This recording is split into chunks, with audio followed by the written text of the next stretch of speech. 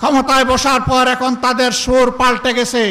এই রাস্তায় আমাদের কলিজার টুকরা বিপ্লবের প্রতীক শরীফ ওসমান হাদিকে হত্যা করা হয়েছে। তার বিচারও ধামাচাপা দেওয়ার চেষ্টা চলছে। দীর্ঘ 17.5 বছরের ফ্যাসিবাদী শাসনের জাতাকলে পিষ্ঠ এই জাতিকে আল্লাহ তাআলা আমাদের ছাত্র, শ্রমিক, যুব জনতার আন্দোলনের মধ্য দিয়ে মাত্র 2টি বছর আগে আমাদেরকে মুক্তি দিয়েছিলেন। সেই সময়ে যে দলটি আমাদের মতোই মজলুম ছিল, নির্যাতিত ছিল, আজকে তারা ক্ষমতায় আছে। তারা তখন প্রত্যেকটি হত্যাকাণ্ডের বিচার দাবি করেছিল।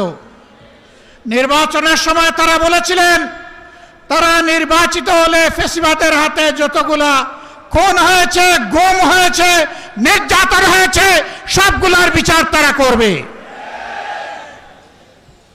ক্ষমতায় বসার পর এখন তাদের সুর পাল্টে গেছে। বিচার তো তারা করছেই না, বরঞ্চ আপনারা শুনেছেন 4 মাসে 600 জনের অধিক মানুষ নির্মমভাবে বাংলার মাটিতে খুন হয়েছে।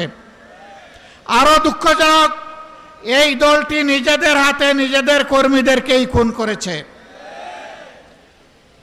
যাদের নিজেদের কর্মীদের সম্পর্কে নিজেদেরই কোনো দায় এবং দরদ থাকে না, 20 কোটি মানুষের জন্য তাদের কি দায় এবং দরদ থাকবে? 72 ঘন্টা ময়েশ্চার লক সমৃদ্ধ লিলি বডি ওয়াশ শিয়া বাটারের গুডনেস স্কিন রিপেয়ার করে রাখে সফট ও গ্লোয়িং। আমরা কোনো লক্ষণ দেখতে পাচ্ছি না। লজ্জার বিষয়, ফ্যাসিবাদ থেকে মুক্ত হওয়ার কথা বলে ঠিক ফ্যাসিবাদের রাজপথ ধরেই তারা এখন হাঁটা শুরু করেছেন।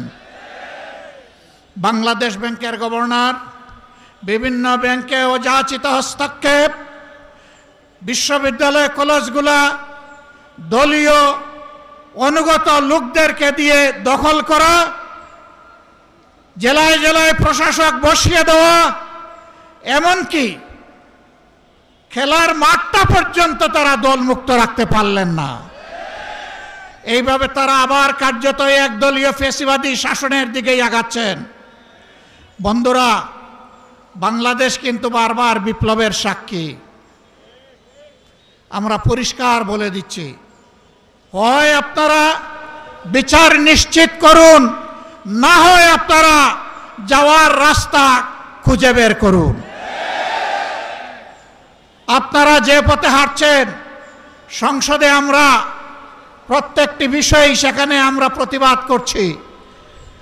2/3 কিভাবে পেয়েছেন আপনারাই ভালো জানেন, আর দেশের জনগণও জানে, এবং এই ব্যাপারে কিছু রাজ সাক্ষী ইতিমধ্যে পাওয়া গেছে। আপনাদের দলের ভিতর থেকে পাওয়া গেছে, বিগত সরকারের মধ্য থেকেও পাওয়া গেছে। আমরা আপনাদেরকে বিনয়ের সাথে অনুরোধ করব, মজলুম ছিলেন, জালেম হবেন না। মেহেরবানি করে বিচারগুলো নিশ্চিত করুন।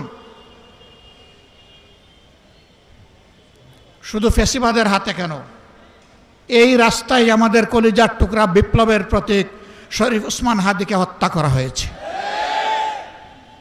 তার বিচারও ধামাচাপা দেওয়ার চেষ্টা চলছে। এখন পর্যন্ত চার্জশিটটি দেওয়া হয় নাই।